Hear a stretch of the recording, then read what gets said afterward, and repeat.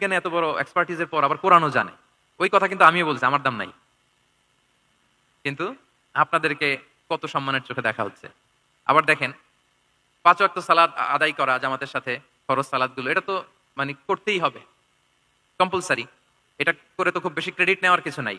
তো আমরা সবাই পড়ি, কিন্তু একজন ডাক্তার যখন নামাজ পড়ে, খেয়াল করে দেখবেন, একজন ডক্টর যখন চেম্বারে রুগীদেরকে রেখে বলে যে, ওখানে যদি লেখা থাকে যে সালাতের সময় বিরতি থাকবে, বা বলা হয় যে এই ডাক্তার কিন্তু রুগী বসিয়ে রেখে নামাজটা পড়ে এসে আবার রুগী দেখা শুরু করে, এটা সবাই খুব পজিটিভলি নেয়।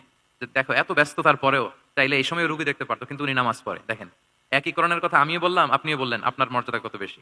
আমিও জামাতে নামাজ পড়ি, ইমামতি করাই, আর আপনি যে একটু তাড়াতাড়ি করে নামাজটা পড়ে চলে আসেন, এটাতে আপনার এপ্রিসিয়েশন কত বেশি। তো এইভাবে আপনাদের কিন্তু দাওয়া কাজ করার সুযোগ অনেক বেশি, কারণ এটা অনেক মানে নোবেল একটা প্রফেশন, মহৎ পেশা।